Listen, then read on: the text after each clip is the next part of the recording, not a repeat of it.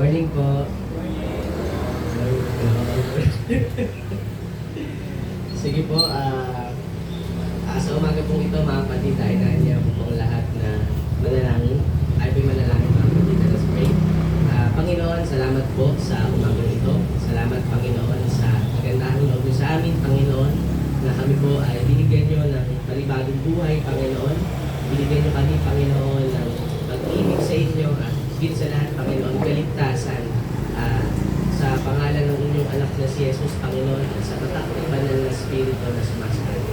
Dahil ito, Panginoon, ngayong araw na ito, ay puspusin niyo kami, Panginoon, ang mga pagpapalang espiritual, Panginoon. Ang sabi niyo sa inyong salita, makinig ang may pandinig.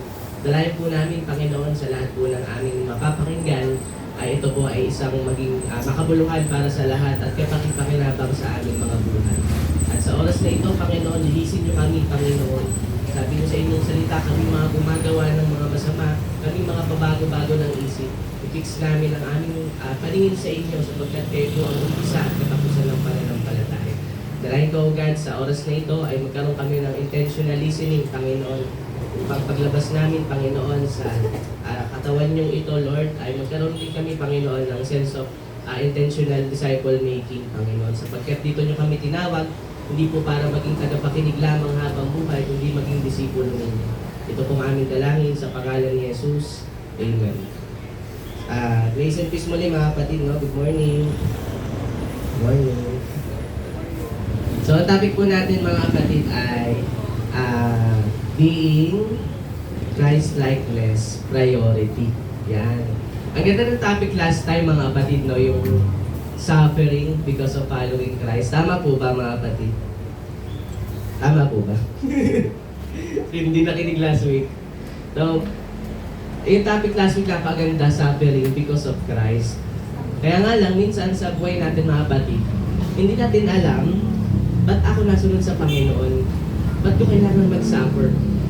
Although lagi siyang tinatopic, pero ba't kaya nagpe-fail pa rin ako? Linggo-linggo na lang ako nagpe-fail. Alam niyo kung bakit mga kapatid? Maybe meron tayong something na kailangang malaman patungkol sa priority. Ang priority po mga kapatid, yan po yung vision natin. Tama po ba? Pag meron tayong priority, klaro yung vision natin. Tama po ba mga kapatid? Amen po ba doon? At sa umaga pong ito mga kapatid, pag-aralan po natin yung life of Abraham. Tandaan niyo pa yung kwento ko last time, yung life of Job? Hindi na masyado. Kung hindi na po masyado mga kapatid, siguro handa na ulit kayo makinig ng panibagong long story na ginawang short, ano. So, yan po, no, last time si Job. Anong chapter yun? Job 1 hanggang Job 42. Ito naman, Abraham, Genesis 12 hanggang Genesis 22. Pero, natutunan ko na siyang pa-extend dito tulad last time. May time limit na tayo ngayon. So, bigyan muna natin ng overview. Actually, Genesis 22 talaga yung topic natin, mga kapatid. Pero bigyan natin ng overview. Sino ba si Abraham? O si amang Abraham na kilala natin ngayon sa New Testament? Ano po? Si Abraham po, or ang una niya pong pangalan bago siya naging si Abraham ay si Abram. Yan. Makita natin yan sa Genesis 12. Siya po ay nagmula sa Mesopotamia, sa bayan ng Ur. Yan po yung ni Abram, homeland. Ito po ay 400 years ago. No, isa siya sa mga pinakamatandang cities nung hanggang ngayon na nag-i-exist. At ito po ay napapagitnaan ng ilog Euphrates at ilog Tigris. Yan yung mga sikat na ilog dati napapagit sa iba't ibang chapter sa Bible. At si Abraham po ay mula siya sa lineage ni Noah. Siya po ay grandson ni Noah. And even si Noah po ay napo-foreshadow na yung buhay ni Abraham nung siya po ay nabubuhay pa 100 years ago. Kaso nga lang po mga kapatid, si amang Abram po ay meron pong wrong practice nung hindi niya pa nakikilala si Yahweh. Ano pong wrong practice ni Abram? Worship Mesopotamian idols. Yan po yung ni Abram mga kapatid, yung wrong practice. Parang tayo din naman noon, ang wino-worship natin noon, yung mga Diyos na nakikita natin, mga altar, mga iba't ibang Diyos-Diyosan. Parang ganun din po si Abram noon. Kaya hindi pa huli ang lahat, mga kapatid. Until one day, na-encounter ni Abram, sa pag-worship niya dun sa mga Diyos-Diyosan, na-encounter niya si Yahweh. through voice. Biglang nangusap sa kanya si Yahweh, yung Diyos ng kanyang lolo na si Noah. At dito po, meron pong instruction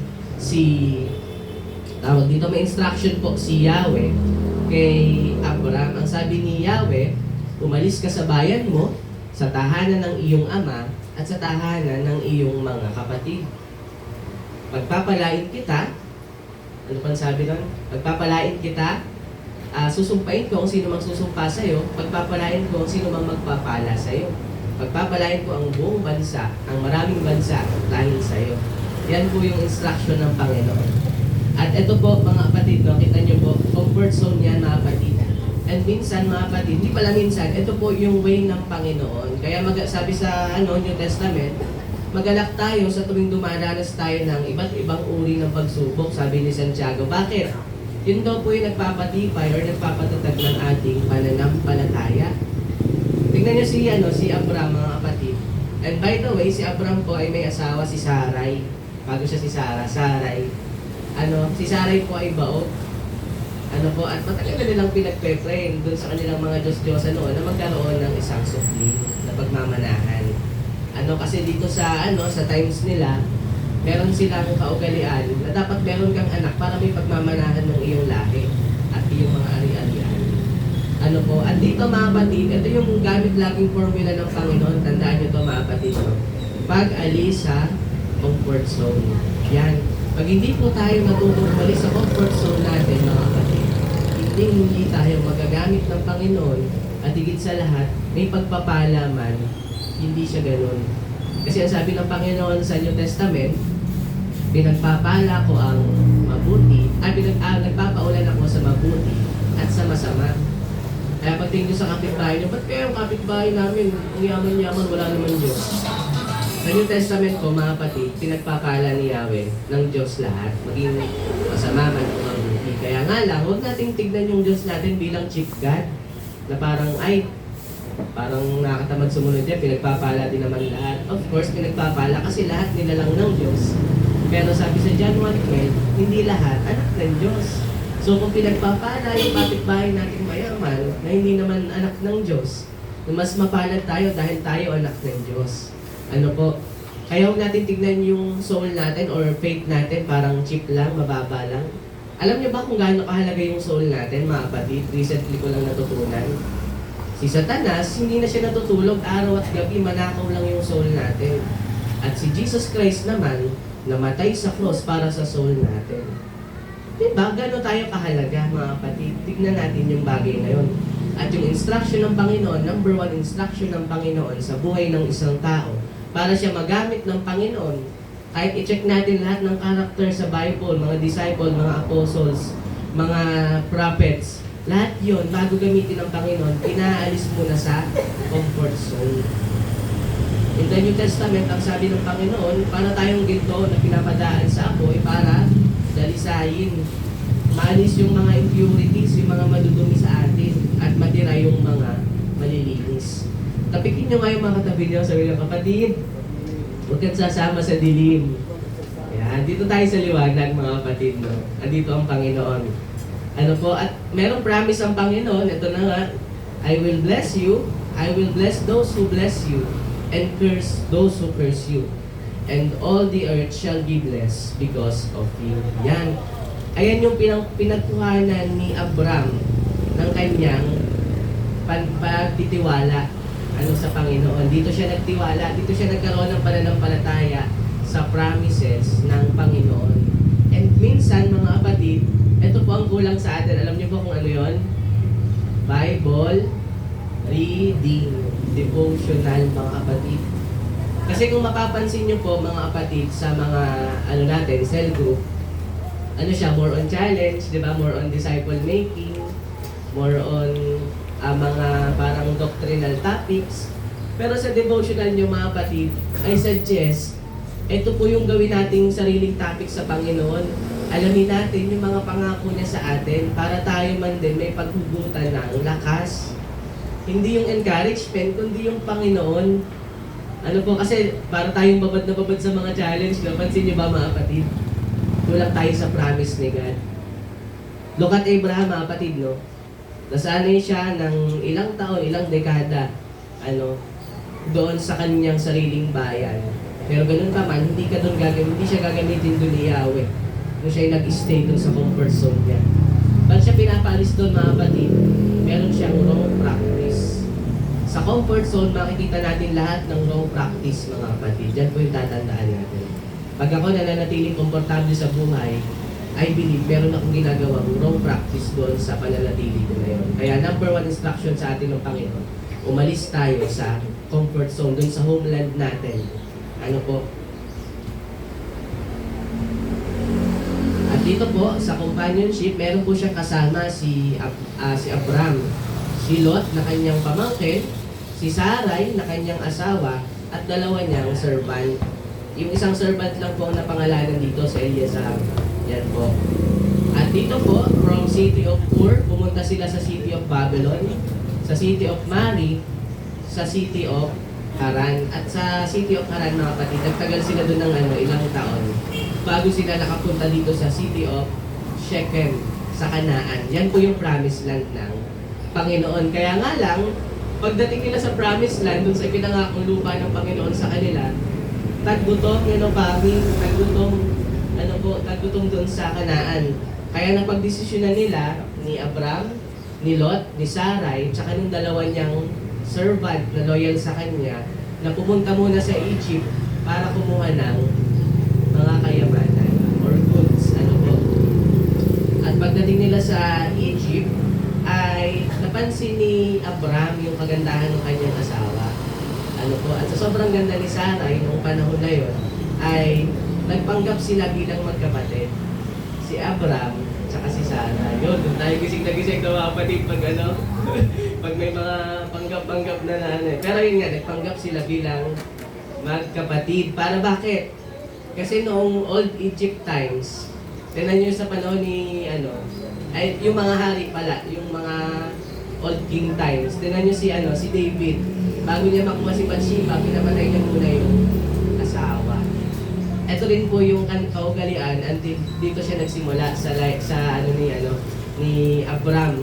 Ang sabi niya, magpanggap tayo bilang magkapatid sapagkat dahil sa kagandahan mo, maaari ka sa aking agawin ni Pharaoh at papatayin niya ako. Di pumayag sila. At ba't kaya sila nagkaroon ng ganong kaisipan? Malinaw kasi kay Abram yung promise ni God. I will bless those who bless you and curse those who curse you. Si Abram, mga kapatid, tignan natin, mukhang masama sa paningin natin. Pero nakita natin dito yung practice ni Abram, yung confidence niya sa Panginoon. Yung confidence niya sa mga ginagawa niya dahil sa Panginoon. Nakita niyo po, mga kapatid. Ang ganda nung kahapon, kung sino man nakatin sa inyo, sa DIPF, sa Day Prayer and Fasting dito sa church. Isa dun sa mga pinag-pray natin ay walk with confidence. Minsan kasi mga kapatid, hirap na hirap tayong mag-church, mag-Bible study, even mag-devotion. Kapag nakagawa tayo ng kasalanan, nahihiya tayong lumapit ulit. Hindi po yan yung bago nating pagkatao. Ano yung binigay sa ating gift ng Panginoon? Repentance. Binigyan tayo ng anointing ng Panginoon ng repentance para hindi po mahiyang lumapit sa Kanya. At yan yung heart ni Abram dyan, mga kapatid. Siya po ay confident na lahat ng ginagawa niya ay kalooban ng Diyos. At ganun pa man, bago pa dumikit yung palad ni Pharaoh doon sa kanyang asawang si Sarai, sinumpa ni Yahweh yung Egypt at yung Pharaoh. Nagkaroon ng plague. At ayon, parang nahimasmasan si Pharaoh, pinaalis niya si Sarai, si Abram, at lahat ng kasama nila, sila Lot, nang dala yung kayamanan ng Egypt. Dahil nalinawan siya na merong asawa si Sarai at ito ay sumpa ng Panginoon. So malinaw din yung pag-unawa ng Pharaoh. At doon naman, pagbalik nila doon sa kanilang tent, by the way, si Abram po ay isang manlalakbay dito, nakatent lang sila. Sa Bible, ang term nila ay kampo. May kampo sila sa Canaan. At ganun pa man, pagbalik nila doon, dala nila yung treasure. So pagbalik ni Abram, tsaka ni Lot, sobrang yaman na nila. Galing yung yaman nila doon sa kayamanan ng Egypt. At meron ditong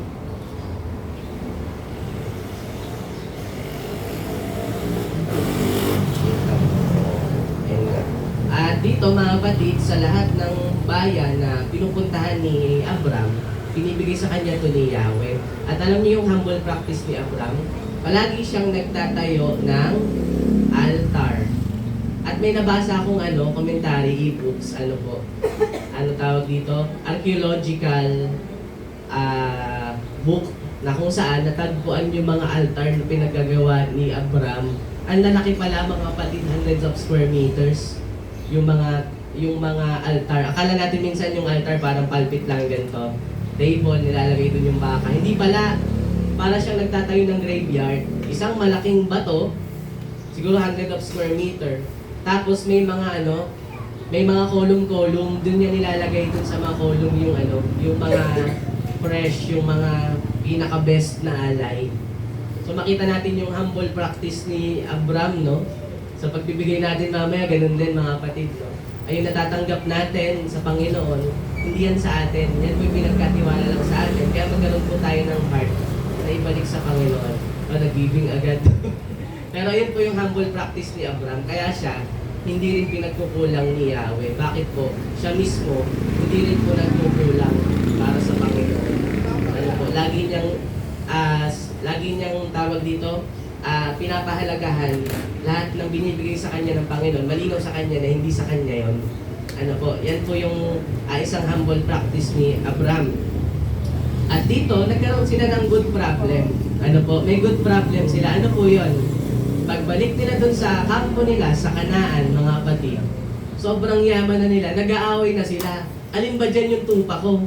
Alin ba? Kasi mga kapatid, yung travel ng Egypt tsaka Kanaan, ilang araw yun mga kapatid, baka taon yun, napakalayo ng Kanaan at Egypt.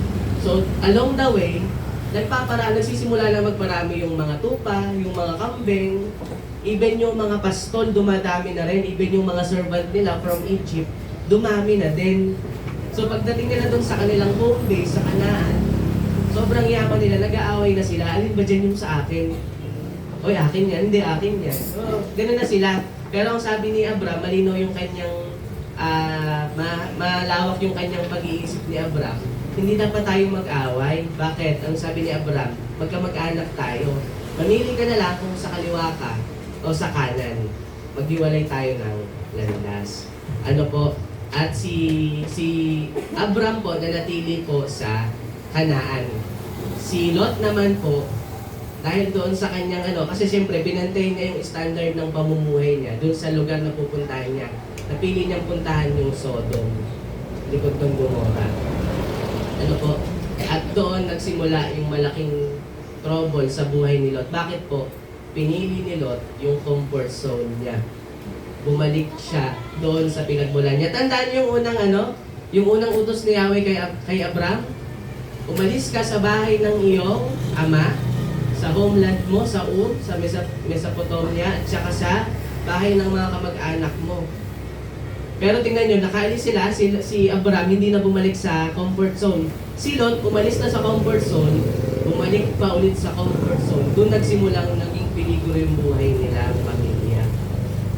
At ito yung sinasabi ni Pablo sa mga taga-Galacia. Sabi doon, mga hangal, sinimulan nyo na sa spirito, tinapos nyo pa sa laman. Tandaan nyo mga kapatid, bigyan natin ng paulit-ulit na yung comfort zone, pag tayo na natili dyan, malamang sa malamang, meron tayo dyan ginagawang kasalanan. Pag nanatili tayo sa comfort zone, walang may buting na idudulog dyan mga kapatid. Pero huwag kayo mag-alala, merong comfort zone sa Panginoon. Napag-aralan namin share ko sa inyo saglit lang, napag-aralan namin nung Friday sa aming cell group sa bahay. May 3 reward ng Panginoon, Material reward, ito po yung ginagamit daw natin, gamitin natin para makatulong sa ministry. Hindi yun yung maging comfort zone natin, yung material na bagay. Yung spiritual reward, yun yung comfort zone natin, ano po yun? Relationship sa Panginoon. Just like Abraham, meron siyang comfort sa Panginoon, confident siya dun sa mga ginagawa niya. Kahit sa paningin natin mukhang masama na. At yung pangatlong blessing, yung blessing sa eternal life. Yun? Yung salvation. At natutunan ko rin nung Biyernes mga kapatid sa cell group namin, yung eternal life pala, hindi yung salvation pa sa langit. Yung ngayon na. nararanasan na natin yung mga pagpapala ng Diyos, yung pangungusap ng Diyos, nararamdaman natin siya, nakakasama natin siya. Ayun po yung eternal life, mga kapatid. Ngayon pa lang, meron na tayong relasyon sa Panginoon. At meron tayong benefits. Ano po? At dito po, ayun na nga, yung consequence. Ano po? May consequence doon. Bago pasunugin yung Sodom at Gomorrah, hindi na tayo dadating doon dahil iba na yun. Pero ito yung consequence sa kalagitnaan ng kwento ni Abram. Doon sa east, nasa west kasi sila, sa east, may mga naggegera, mga hari. At doon, di ba after ng gera, anong after ng gera? Taggutom. Yung Sodom at Gomorrah, napaka-attractive doon sa mga taggutom na bayan. Kaya may 4 na haring pumunta sa bayan nila Lot, doon sa Sodom at Gomorrah. And isa si Lot sa mga pinakamarangya doon. Kaya isa siya doon sa mga kinidnap at nilimas lahat ng treasure. Tignan nyo mga kapatid, no? Minsan ganito tayo, pagka meron tayo, ay pag wala tayo, kanya-kanya tayong tayo ng altar, kanya-kanya tayong prayer. Pero nung nagkaroon tayo, kanya-kanyang balik sa comfort zone. Pero huwag kayong mag-alala mga kapatid, babawiin din niya ng Diyos para malaman natin yung mga pagkakamali ginagawa natin sa harap niya. Ano po, ganun yung nangyari sa buhay ni Lot, mga kapatid. Pero ito po yung work of the Lord sa buhay ni Abram. Nabalitaan ni Abram, syempre, yung pagkidnap at pagnanakaw doon sa bayan nila Lot. Hindi natuwa si Abram, syempre. Pinanalangin niya ito sa Panginoon, kaso nga lang, mabibigat yung kalaban nila, mga warriors yon. Yung kasama ni Abram ay shepherd lang, tsaka servant, pastol at alipin. Yun ang kasama ni Abram. Pero ganun pa man, kumilos ang Panginoon doon sa sambahayan ni Abram. Eventually, yung servant at yung shepherd, naging warrior at natalo nila yung 4 na hari. Ang ibig sabihin po ng 4 na hari, mga kapatid, 4 na nasyon. Di po ba? At ang bala lang po ni Abram, pananampalataya. Ang bala lang po ni Abram, si Yahweh, na ginamit yung kanyang servants at yung kanyang shepherds. Tingnan niyo po mga kapatid, yung nagagawa ng pagsunod at priority. Bakit po? Malinaw kay Abraham yung kanyang priority. Sino? Si Yahweh. Noong una mga kapatid, ang nakita ko dito, obedience. Kaso parang hindi, kasi kung mangusap si Yahweh, dekada. No, huling pangungusap ni Yahweh, 75 years old si Abram. Ang sunod no, 99 years old si Abram. Di ba kasi kung obedience, meron siyang kalakip na commandment.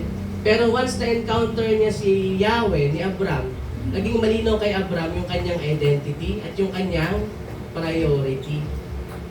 At ito po yung kailangan nating ipag-pray, mga kapatid. Ma-encounter natin ang Diyos. Ano po? At alam niyo ang maganda sa atin, mga kapatid, mas madali nga ang buhay natin ngayon. Bakit? Pinagkalooban po tayo ng banal na Espiritu. Ano po? At dito po, makipakilala po ako sa inyong bagong karakter, si King Melchizedek. Ano po, habang nagse-celebrate sila Abram doon sa victory, dinalaw siya ng 2 Canaanite king doon sa kanilang tahanan sa Kanaan at binabati si Abram sa kanyang katapangan at sa kanyang pagtatagumpay. Pero doon sa 2 hari na yon na bumisita kay Abram, meron pang isang hari, si King Salem.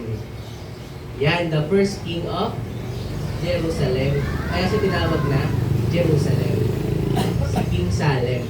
Ano po? At si King Salem po, ang kanyang real name ay Melchizedek. Yan. Si Melchizedek po ay iba sa lahat ng hari na nabanggit natin kanina. Sa lahat ng hari, sa isang hari, may isang nasyon. At sa isang nasyon, iba't ibang Diyos-Diyosan. Pero naiiba si King Melchizedek. Bakit po? Siya po yung hari na ambassador ni Christ. Siya po yung hari na sumasamba sa totoong Diyos. Siya po yung hari na nagdi-disciple, si King Melchizedek. Kaya nabanggit dito sa Hebrews, and this become even more clear when we see that another priest comes who is like Melchizedek. He was not made a priest by human rules and laws, but through the power of his life, which continues forever. It is said about him, you are a priest forever, a priest like Melchizedek. Ano po? At yung mga nabasa kong komentary sa mga e-books, komentary lang naman po, si Melchizedek daw po ay early representation ni Christ doon sa times nila Abraham. Ano po, dahil sa lahat nga ng hari, siya po po yung nag-iisa. At ang isa pang catchy dito mga kapatid, nung nagkita sila ni Abram, automatic nagpatira pa si Abram at nagbigay ng 10% ng buong treasure niya. At kilala po ni Abram kung sino yung sinasamba niya. Ano po? Dako po tayo sa Genesis 15, malapit na sa 22 na sa tabang topic. Dito po, ay after nung mga ganong incident, muling nangako si Yahweh, muling nangusap si Yahweh. Pagpapalain kita, hindi pa tapos si Yahweh magsalita, sabi ni Abram, anuin ko naman po yung pagpapala ninyo. Wala naman po akong anak na pagmamanahan. Ang pagmamanahan ko lang yung aking alipin na si Eliezer. The rest wala na. Nalulungkot si Abram. Kaya ang sabi ni Yahweh, look at the sky. Your descendants will be more numerous than all the stars you can see. And after nun, wala nang ibang sagot si Abram, bigla siyang pinatulog ni Yahweh. At dun sa malalim na tulog niya, pinakita ni Abram yung foreshadowing nung panahon naman ni Moises. Yung mga Egyptians, yun po yung mga lineage ni Abram. Napakadami nun. Ano po, pinakita po yun. And after that, umuwi na si Abram doon sa kanyang asawang si Sarai. Kaso nga lang, etong si Sarai, nag-suggest, ano kaya kung asawahin mo muna itong alipin nating si Hagar para magkaroon tayo ng anak. Kasi nga po mga kapatid, hindi siya uncommon doon sa time nila. Kailangan talaga ng descendant ng isang tao para doon sa kanyang apelido at saka sa kayamanan. Kaya sa kanila dilema na or crisis na agad sa kanila kapag wala silang pagmamanahan kasi kaugalian sa kanila. Kaya nga lang nangyari yun pero hindi yung plano ng Diyos mga kapatid. Ang nagbunga si Ishmael pero hindi na natin siya daanan.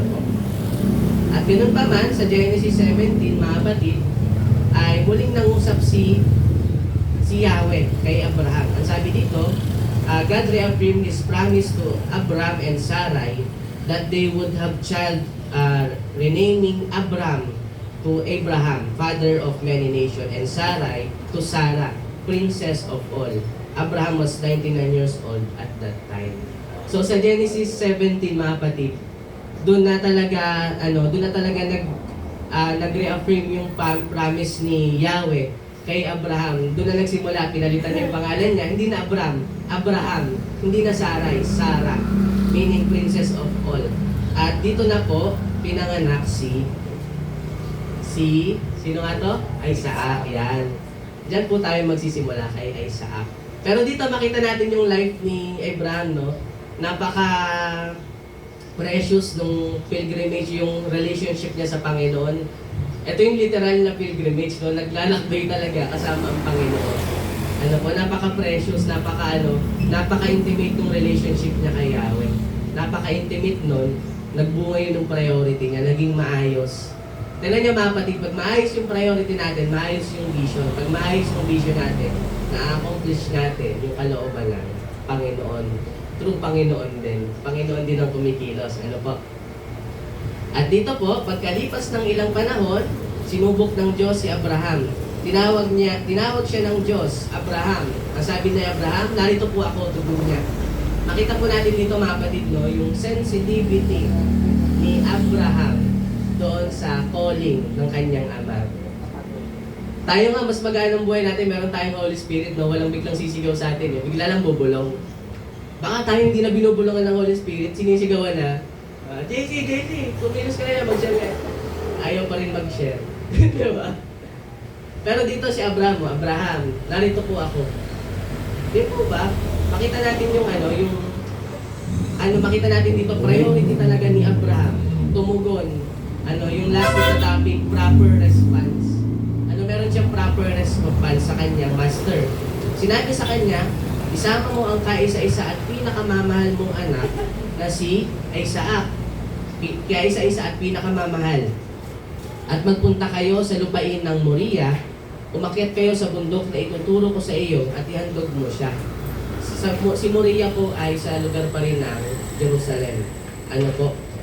Makita natin, pinanganak ni Sarah si Abraham at age of 100 sila ni... Di naman sinabi magkapareho sila ng age, pero si Abraham po 100 years old at that time. Kaya pinagtatawanan sila. Pero yun, 100 years yung pinag-pray yung, yung unang supling at pinakamamahal nyo. Tapos, iaalay lang din ng Panginoon. Pero mamaya tignan natin. Kinabukasan, wala nang response, no? Wala nang, sige po, pero wait lang po. Wala nang ganun, di ba?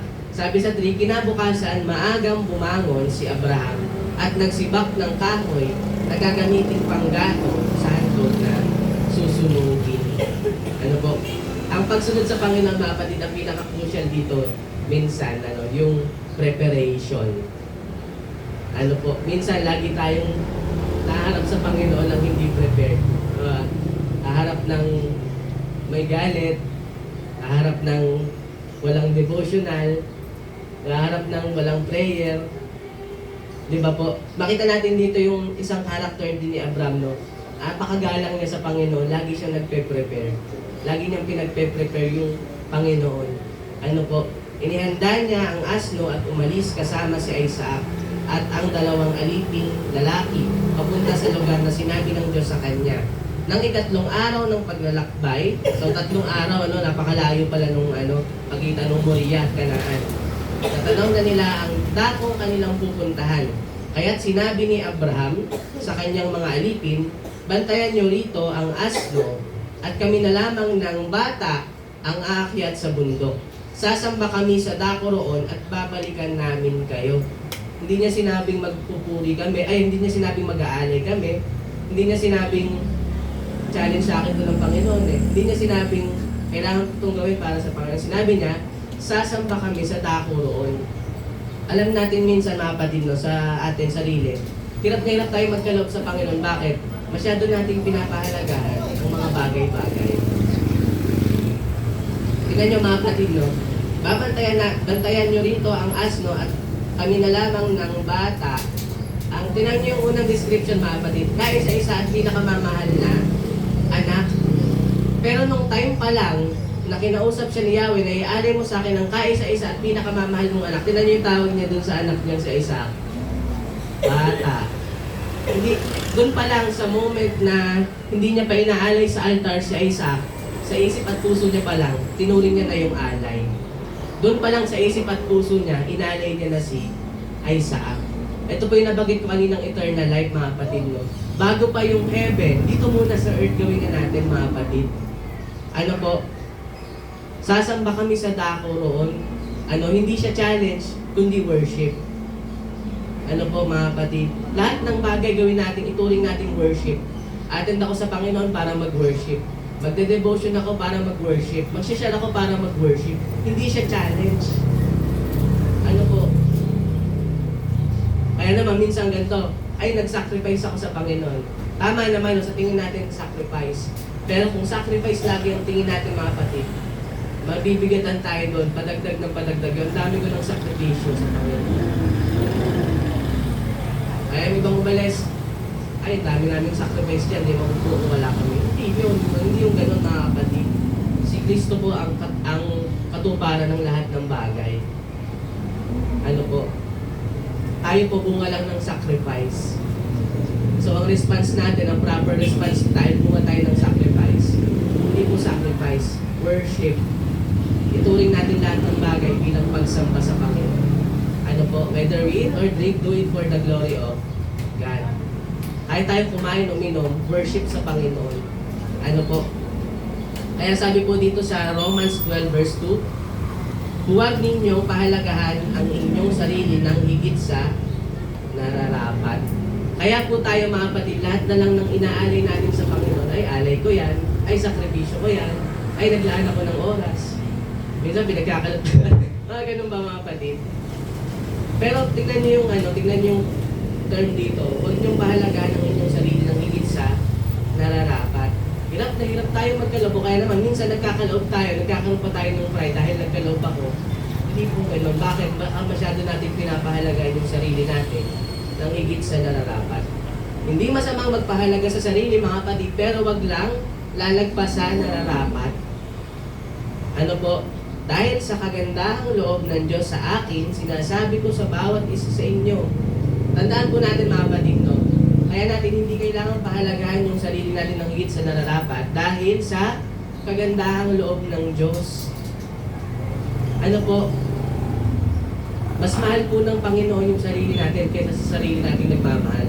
Ano po? Tama po ba? Mas mahal po tayo ng Panginoon. Sarili nga natin minsan sinisisi natin Panginoon, never tayo sinisi Di po ba?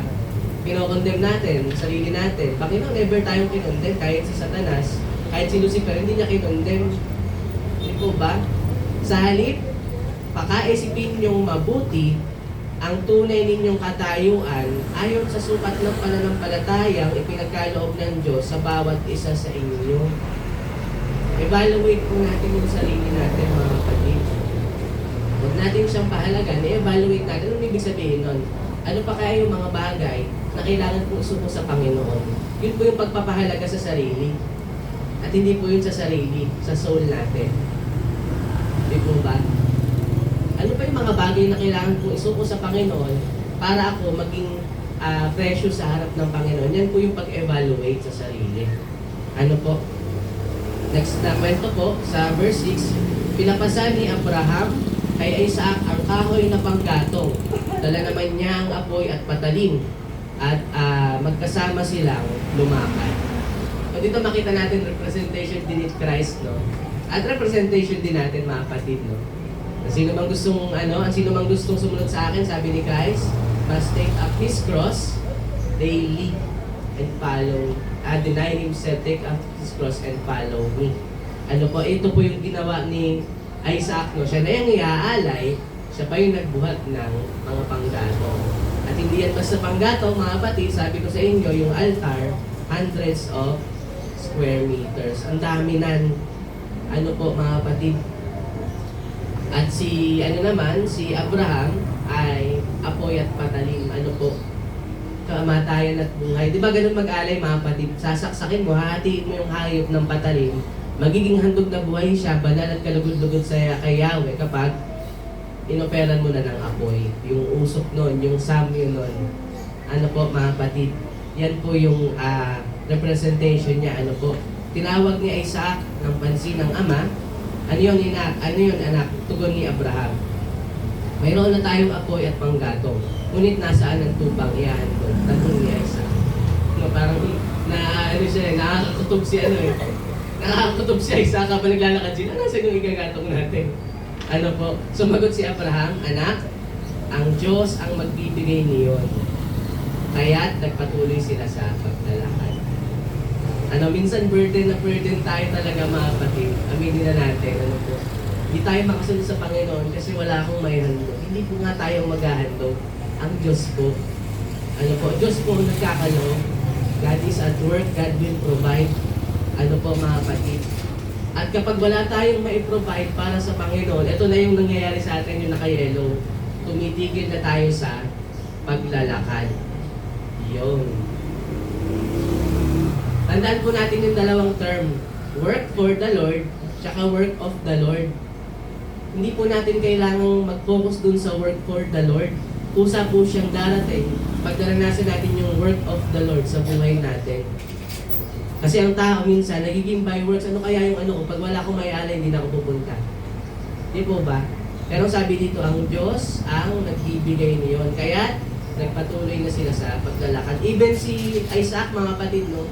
Mahinaw sa kanya yung mga priority nila sa buhay. Mag-worship kay Yahweh. Ayan po yung priority, mga kapatid. Pagsapit nila sa lugar na itinuro ng Diyos, gumawa ng altar si Abraham. Inayos niya sa ibabaw nito ang panggatong at inihiga si Isaac matapos kapusin. No? Sabi sa inyo, hindi na pinakamamahal at kaisa-isang anak, mga kapatid. Ginapos kung paano siya kung paano siya mag-response dun sa mga tupa, sa mga baka, sa mga kalapate, ganun din ginawa niya kay Isaac. Ginapos din niya, no? Nang sasaksakin na niya ang bata, tinawag siya ng anghel at mula sa langit ay sinabi, Abraham, Abraham, narito po ako. Sagot ni Abraham.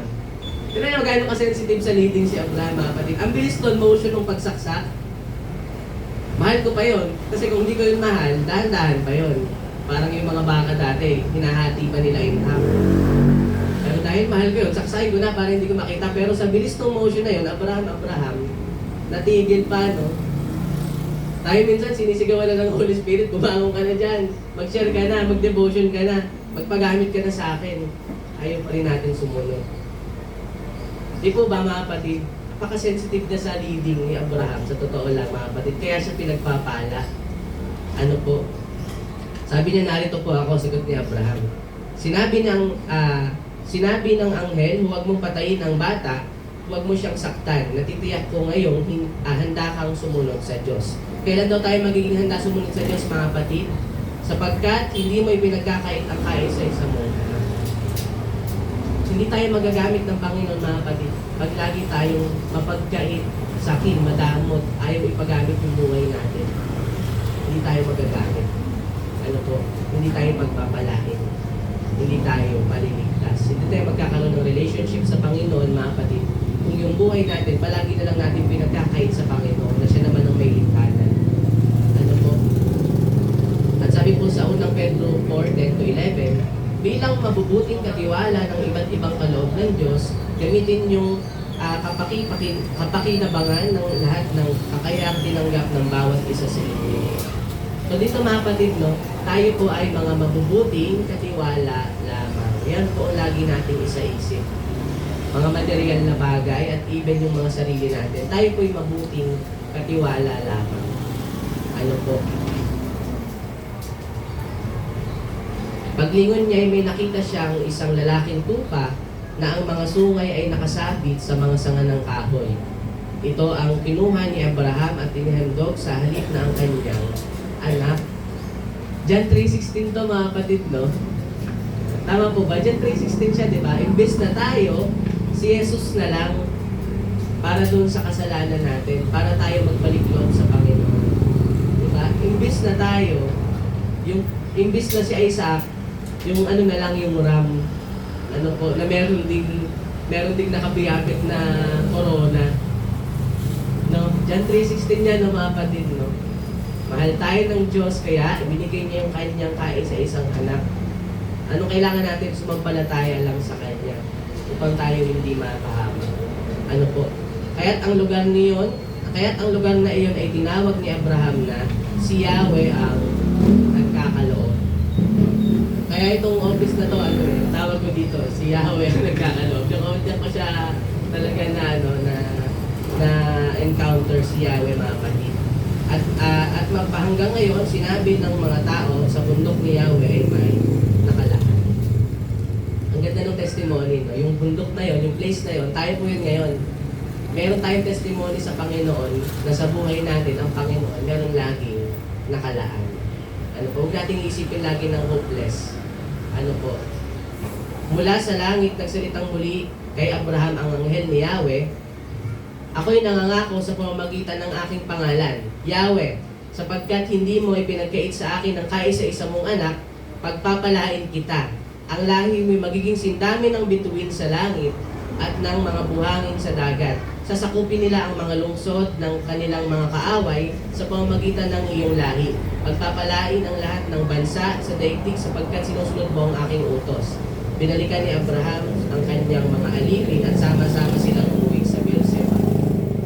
Nakita niyo mga kapatid, yung bunga ng pagsunod, pagpapala. Ano po? At dito mga kapatid, try nating isa-isahin. Ano ba yung, saan ko ba na malimit nagagastos yung buhay ko? Yung bahay ko, yung bulsa ko, saan ko kaya lagi siya nagagastos? Ano mga kapatid? Ito po, nakita ko siya doon sa may ibon. Ito kasi mga kapatid, nakita ko siya kay Pastor Peter Tanchi. Pero bago pa man yun, napag-aaralan namin siya sa criminal procedures. Ano ba yung dapat unahin at saka hindi?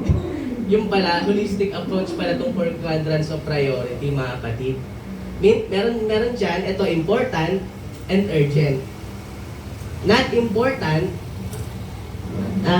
but urgent. Not urgent, but important. And not urgent and not important. Yan, tingnan natin, saan ba tayo nagdedwell malimit? Ano po? Ito, sa abang araw-araw, ano po? Important and urgent. Ano yun? Crisis, emergencies, deadline. Di po ba important siya, tsaka urgent? Importante at dapat nang gawin. Ano yung important pero hindi urgent? Planning, family, rest or recreation. Di po ba? Importante pero hindi urgent. Ano yung not important pero urgent? Interruption, yung bigla na lang may nag-interrupt sa'yo. O kaya naman meeting. Di ka mas sinasabi hindi important yung meeting, ano po? May meeting lang na hindi important na minsan nandun tayo, ano po? At dito na po yung not important and not urgent. Hobbies and self-will. Yung mga gusto natin gawin, kung saan tayo masaya, kung saan tayo nakakahinga, sabihin ko po sa inyo mga kapatid, hindi yan importante, hindi rin yan urgent. Ang tawag dyan, comfort zone. Ito yung sinasabi ko sa inyo kanina, pag tayo nananatili sa comfort zone, malamang sa malamang, may nananatili sa ating kasalanan. At pinipili natin manatili sa kasalanan. Ano po, tingnan naman natin yung biblical aspect niya mga kapatid. Yan. Ang important and urgent, number 1, surrendered life, unity with the Holy Spirit, Word of God, prayer, faith. Ano po yan? Very important and very urgent. Hindi tayo pwede galaw ng galaw sa mga commitment sa Panginoon nang wala yan. Ano po mga kapatid? Ano po yung important but not urgent? Commitment. Evangelism. Urgent siya doon sa sa context ng Panginoon. Pero ngayon, disciple-making church tayo mga kapatid. See to it na nag-evangelize tayo. Meron siyang, may commitment tayo doon para maging disciple yung tao. So hindi siya urgent, hindi siya kailangan gawin ngayon. Bible study, hindi siya urgent kasi may mga schedule siya. Kaya naman, before kayo mag-Bible study, an hour before or days before, nag-chat na si leader. Ano po? Fellowship, ganun din, parang Bible study. Mentoring, ganun din. Ano naman yung not important pero urgent? Ganun pa rin, interruption, endless admission and logistic, yung mga pabili-pabili. Ano siya, urgent, kailangan bilhin, pero hindi ganun ka-importante sa spiritual life natin. Ano po? Ano yung not urgent pero not important? Hobbies and self-will pa rin. Comfort zone. Ang tanong po dyan, mga kapatid, where do you spend your time and money the most? Yan po yung tanong dyan, mga kapatid. Ayan po yung magsasabi kung sino po ang Diyos natin, mga kapatid. Saan mo ba ginagastos yung buhay mo? Yung bahay mo, yung bulsa mo, 10 minutes na. Ano po? Kala ko, ako lang yung nag-oras pala. Sabi po ni Pastor Peter Tancheno, you will never have enough time to do all that you want to do. But you will have enough time to do all that God wants you to do. Ano po ba? Amen po ba mga kapatid? So, minsan masyado natin mina-micromanage yung buhay natin. Hindi natin yan mamamicromanage. Hindi natin yan manage ng ayos mga kapatid. Unless, ang Panginoon po ang pumilo sa buhay natin. Ano po, in Philippians 2:13. Hindi po sa amin 15 na nakabilang. Sapagkat ang Diyos ang kumikilo sa inyo upang inyong naisin at isagawa ang kanyang kalooban. Hindi natin kaya i-manage yung life natin, gagawin natin yung mga bucket list natin, hindi natin yan kaya unless si Kristo po ang kumilo sa atin. At mati-flatter, maalis yung dapat natin gawin na hindi mahalaga. Ano po? Kaya maganda yung magiging plan, mangyayari sa atin sa 2026 mga kapatid. May mga inalis kami at may mga dinagdag. May inalis na hindi mahalaga o mahalaga naman kaso parang masyado tayo naglalaan ng effort doon pero walang fruit at may dinagdag tayong bago. Ano po? Anong niyo makita natin dito mga kapatid? Yung natutunan ko, yung learn how to unlearn. Sabihin nyo nga, learn how to unlearn. Isa rin yan sa mga natutunan ko recently mga kapatid. Hindi tayo makasunod sa Panginoon pag may mga sarili tayong preference. Yun yung kailangan nating i-unlearn. Ang gawin natin yung preference ng Panginoon. Ano po? Dito po sa ating pangangailangan, meron tayong pangangailangan ng clarity of vision. Ito yung problem natin, solving the problem. Solving the problem is not the first call of leadership. Providing vision is. Nakuha ko po siya sa book ni Pastor Edmund siya na A Certain Kind. Kasi ang problem ng mga tao ngayon, puro problem solving. Ayaw mo na mag-pray. Ayaw mo na humingi ng vision sa Panginoon. Bakit po? Malabo ang prioridad. Ano po? There is no vision. If there is no vision, the people perish. Sabi sa Proverbs 28:18. Pag wala tayong vision, parang ganito siya mga kapatid. If we're not planning, we're planning to fail. So yan siya mga kapatid. Kaya mahalaga sa buhay natin yung priority. Ano ba yung kailangan ko? Ito, bilisan ko na lang. 7 things that compromises our vision. Number 1, we work without vision. Pinipili natin kumilos ng walang priority ang buhay natin. Hindi malinaw. Number 2, we accept a vague vision. Ano yun? Yung general vision, ay okay naman to, ito yung kinasanayan ng lugar namin, ito yung norms ko, ito yung ano, okay na yun. Pakikain sa takbo ng mundong ito. We borrow someone else's vision, ay nag-work yun sa buhay ni ni Web, mag-work din yun sa buhay ko. Hindi po ganun. O kaya naman, we try to create or engineer a vision. Hindi rin po yun mga kapatid, kung tayo gumawa ng sarili nating prioridad. Ang Panginoon po, kasi ganito ang tao, Panginoon, sarili ko, pag-aaral o trabaho ko, pamilya, at iba pa, kaibigan. Ganun ang tao gumawa ng priority, pero minsan pwede siya maging ganun. Kaibigan ko, di ba? Baliktad eh. Di po ba?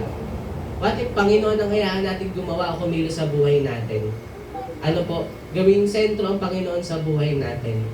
Ano po? Number 5, we let committee make the vision. Hinahayaan natin yung ibang tao ang magdikta sa buhay natin. Anong sabi dyan?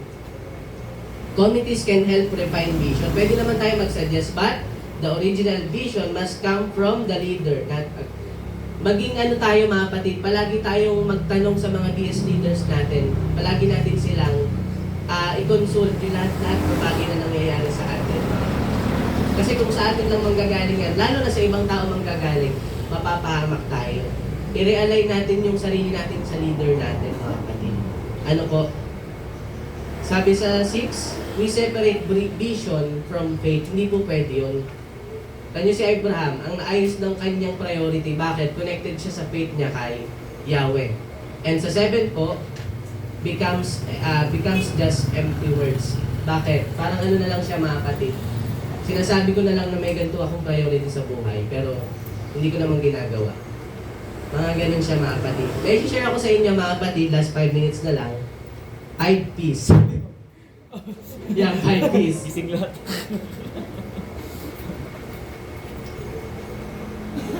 Ayan, 5 priorities in life. Una, prioritize God's plan. Sabi po sa Jeremiah 29:11, for I know the plans I have for you, declares the Lord. Plans to prosper you and not to harm you. Plans to give you hope and a future. Basahin nyo nga yung red mga kapatid. Declares the Lord. Napakahalaga na, di ba? Pag nag-declare si Mayor na walang pasok, si Gobsol na walang pasok, 2 weeks yun, di ba? Wala nakabangga. Bakit? Declare. May authority. Ano po? Yan ding plano ng Diyos sa buhay natin mga kapatid. Walang makakabasag dyan. Bakit? May authority ang Panginoon sa lahat. God created heavens and earth. Sino makakabangga doon? Ano po mga kapatid? At dito makita natin itong 5 mababagit ko sa inyo mga kapatid. Lahat yan para sa benefit natin, hindi sa benefit ni God. Bakit? Pag tayo namatay mga kapatid, walang bearing yun sa Panginoon.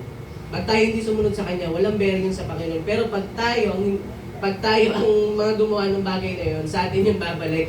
Kaya lahat ng itong 5 P's na ituturo ko sa inyo mga kapatid, para dito sa atin. Ayusin natin yung ating priority. Number 2, prioritize God's perspective. Diba? Parang ang hirap nung ginagawa niya kay Abraham, no? Doon pa lang sa umalis sa sarili mong bayan, eh. Kaya ako, nagdadalawang isip na kung magtutuloy pa sa pagpupulis kasi aalis ng sarili kong bayan. Pero ganun pa man, kalooban pa rin ng Panginoon. Pero dito makita natin, yung pagsunod ni Abraham kay Yahweh, kaya siya naging malinaw din, kaya naging klaro yung kanyang pamumuhay. Hindi pinapahalaga ni Abraham yung sarili niya, yung kalooban. Kung hirap naman ang pinapagawa ko. Imposible nga yan kasi si Sarah. Pero ganun pa man, ang in-acknowledge ni Abraham, hindi yung sarili niyang pag-iisip, kundi yung pag-iisip ng Diyos. Ano po? At ang sabi po sa Isaiah 55 verse 8 to 9, for my thoughts are not your thoughts, neither your ways my ways, declares the Lord. As the heavens are higher than earth, so are my ways higher than your ways, and my thoughts than your thoughts. So dito mga kapatid, makita natin, ba't kailangan nating isaalang-alang yung kaisipan natin? Bakit po? Hindi natin kasi kayang abutin yun. Kahit anong magagandang bagay yung plano natin mga kapatid, mas maganda yung naiisip ng Diyos. Ano po? Pangatlong P, prioritize performing God. Ano po sabi dyan sa Colossians 3:17? And whatever you do, whether in word or deed, do it all in the name of the Lord Jesus. Give thanks to God the Father through Him. I-priority natin mga kapatid yung pagbabalik sa Panginoon. I-priority natin yung Panginoon sa pagbibigay, sa pananalangin, lahat ng bagay. Gawin natin to as worship sa Panginoon. Ayan po yung priority natin, to worship God. Ano sa atin ba tayo nilikha ng Panginoon? To glorify Him. Yan po magsisimula. Ang apat na po, prioritize God's presence. Ano po? You make known to me the path of life. You will fill me with joy in your presence, with eternal pleasure at your right hand. Makita natin dito mga kapatid, ito po yung sikreto ni Apostol Pablo, bakit siya nagtatagumpay sa kanyang mga lakad kahit siya pundong sarado mga kapatid. Bakit siya nakagawa ng mga Christian community? Bakit siya nakakapagbuo ng mga church ni Apostol Pablo? Bakit siya naliligtas? Bakit po? Malinaw sa kanya yung presensya ng Panginoon and yung presence din ng Panginoon ang bumago kay Apostol Pablo. Ano po? At yung presence na yun, ayun yung pinaghugutan niya ng joy. Alam niyo mga kapatid, pag tayo sumusunod sa Panginoon ng walang joy, imposible din na nakatagpo natin yung presence niya. Imposible din na nararamdaman natin yung presence niya. See, tinan niyo mga kapatid ko, lahat ng mga nabanggit kong 5 P's, pang-apat pa lang yun. Para sa atin, hindi yung para sa Panginoon, para sa atin. Ano po? At pang-lima po ay realign your priority. Put God first. Sabi po sa Matthew 6:30, but seek ye first His kingdom and His righteousness, and all these things will be given to you as well. Sino magbe-benefits? Tayo. Ano po? Ang problem lang mga kapatid, hindi tayo marunong magkaroon, hindi tayo laging wala tayong character ng yung thankful heart ba? Wala tayong sensitive sa mga blessing, hindi tayo sensitive sa mga blessing ng Panginoon, no? Kaya feeling natin, lagi na lang kulang ako, lagi ako walang ganito, lagi na lang ako malungkot, laging yung iba meron, ako wala. Meron po yan mga kapatid, hindi lang tayo Sabi ni Apostol Pablo, palagi niyong ugaliing magkaroon ng panalangin ng may pasasalamat. Wala tayong gano'n mga kapatid. Ano po, kaya hirap na hirap tayo mag-continue sa Panginoon. Alam niyo ba tayo pinagpapala ng Panginoon? Para mag-continue tayo sa Kanya, para ma-encourage tayo, para ma-empower niya tayo. Ano po? Seek ye first. Si Jesus muna, ibig sabihin na, person. Si Christ muna. Pangalawa yung kingdom. Pangatlo yung righteousness. Ano po, and everything will be given to you as well. Pag sinabing as well, mga kapatid, kung paano ka sumusunod sa Panginoon, yun lang din na matatanggap mo. Ano po, as well. Ano po? At ito po yung ating conclusion. Dito po tayo nagtatapos. Yung 5 P's, prioritize God's plan, prioritize God's perspective, prioritize performing God, prioritize God's presence, and realign your priority. Put God first. At tayo po ay manalangin. Let us pray. Panginoon, salamat po sa araw na ito na kung saan na-realign po ang aming priority, Panginoon, by means of life of Abraham, Panginoon, na kung saan ipinakita nyo sa amin na hindi po mahalaga yung mga prioridad natin sa buhay. Ang mahalaga po, Panginoon, ay yung kalooban ninyo na mangyari sa amin. Kaya dalangin ko po, Panginoon, sa araw na ito ay muli namin kayo tanggapin bilang Diyos at tagapagligtas ng aming buhay. Ma-encounter namin gawa kayo sa araw-araw ng aming panalangin, sa buhay namin, sa aming pagde-devotion, Panginoon. Upang kami man din, katulad po ni Amang Abraham, ay maging malinaw sa amin kung ano yung mga dapat naming gawin, ano yung mga dapat naming sundin, ano yung mga dapat naming isaalang-alang. Ito po ay nag-uugat, Panginoon, sa relationship namin sa inyo. Kaya salamat po, Panginoon, sa araw na ito na patuloy na kami pinagkakalooban ng mga ganitong uri ng mensahe upang kami man din ay hindi po patisod sa nakakatisod Panginoon, na piliin namin na sumunod sa inyo, umalis sa mga comfort zone namin sapagkat ito po ang magpapahamak sa amin. Pamigi, ito rin po yung dahilan kung bakit hindi kami magkaroon ng fully surrender sa inyo dahil may areas pa rin ng buhay namin na kami po ay komportable sa mga sarili naming gawain. Dalayan ko, Panginoon, na maghari po kayo sa buhay namin. Ngayon at kailanman, ito pong aming dalangin sa pangalan ni Jesus. Amen. Purihin po ang Panginoon.